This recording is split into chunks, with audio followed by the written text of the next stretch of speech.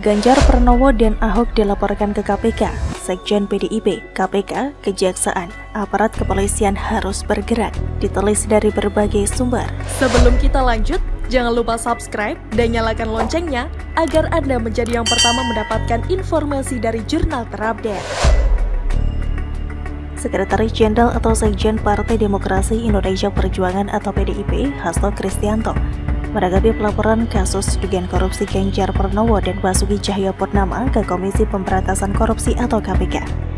Ia menduga aksi pelaporan berbau politis terkait kepentingan pemilihan presiden atau Pilpres 2024. Kami mensinyalir tidak terlepas dari berbagai dinamika politik dalam rangka Pilpres 2024 yang akan datang, kata Hasto Kristianto di gedung sekolah Partai PDIP Lenteng Agung, Jakarta Selatan, 7 Januari 2022. Hasto menyebutkan ada pihak yang sengaja memainkan kepentingan politik jelang Pilpres 2024 terkait dilaporkannya Ganjar dan Ahok. Nama Ganjar sendiri sejauh ini langganan menjadi calon presiden dengan elektabilitas tertinggi hasil survei berbagai lembaga. Ini karena menjelang tahun politik, lalu ada yang menggunakan hal tersebut sebagai isu-isu politik, katanya. Meski begitu, Hasto mengaku tidak mempermasalahkan dua kadernya dilaporkan ke KPK. PDIP ditegaskan Hasto tidak akan mengintervensi hukum.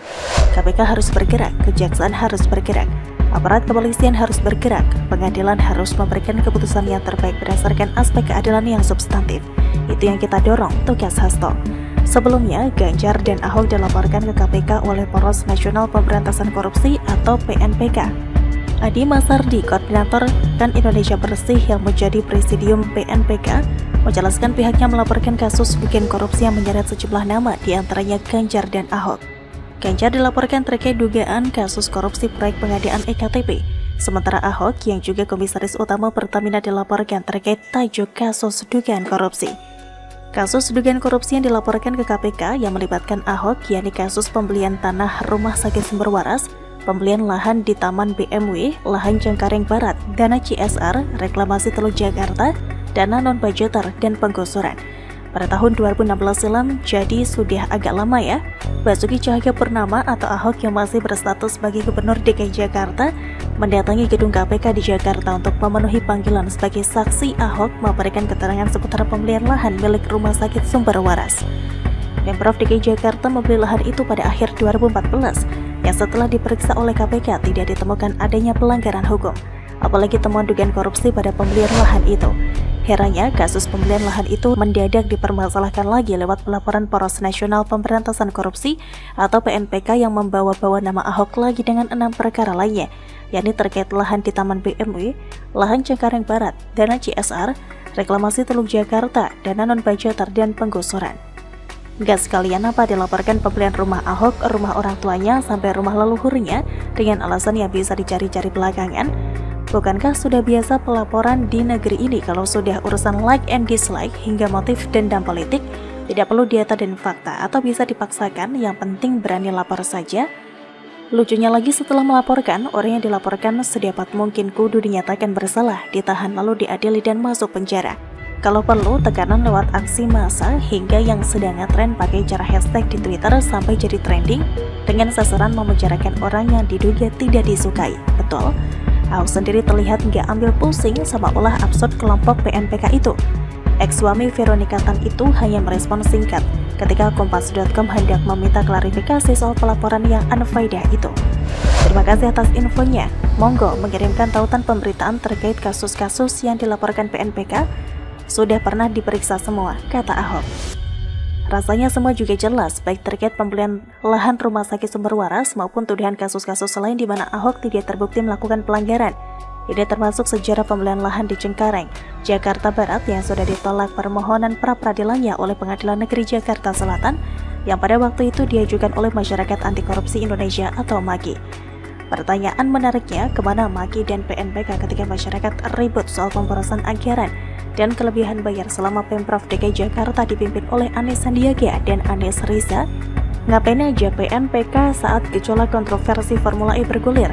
Juga ketika DKI 1 berupaya menghindar dari hak interpelasi yang digulirkan PDI Perjuangan dan Partai Solidaritas Indonesia atau PSI beberapa waktu lalu? Kalau PNPK cerdas, sebenarnya mereka justru jangan mengorek kasus selama yang bukan hanya tidak terbukti ada pelanggaran hukum. melainkan juga karena salah menyenggol orang sekelas Ahok. Ahok ini kurang transparan apa dalam mengelola dan menjaga duit rakyat. Disebut anjing penjaga pun dia rela demi sumpahnya menjaga uang rakyat dari karongan para oknum yang doyan berfoya-foya, alias penjagaan duit APBD DKI Jakarta. Ahok ini kurang apa? Kok PNPK dengan bodohnya melaporkan ke KPK seperti orang yang kurang kerjaan? Lantas mereka disebut punya agenda tersembunyi atau dituding berupaya mengaburkan fokus masyarakat terhadap sosok Gubernur DKI Jakarta yang sekarang. Kalau pengurus PNPK ini cerdas, misalnya mereka cuma hendak panja sosial atau pansos atau cari perhatian masyarakat, justru yang kudu dilaporkan itu Anies Baswedan.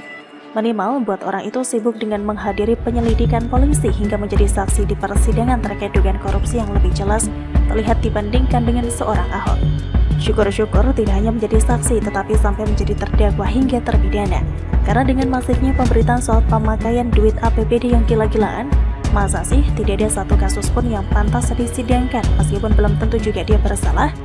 Uang wali kota Bekasi saja yang relatif jarang muncul di berita, juga jarang diulas di Steward, bisa diciduk dan kena OTT kok. Padahal kabarnya berkinerja bagus dan kerap mendapat piala dan penghargaan. Masa untuk gubernur yang itu rasanya adem ayem saja? Hayo PNPK, jadilah cerdas seperti namamu. Jadikan kasus dugaan korupsi yang jadi pembahasan nasional agar menarik perhatian penyidik KPK untuk menyelidiki dan menuntaskannya. Jangan terkesan cuma mencari remahan kasus dengan melaporkan orang yang salah.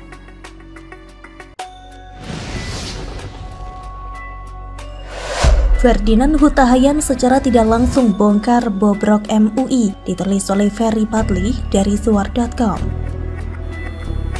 Sebelum kita lanjut, jangan lupa subscribe dan nyalakan loncengnya agar Anda menjadi yang pertama mendapatkan informasi dari jurnal terupdate.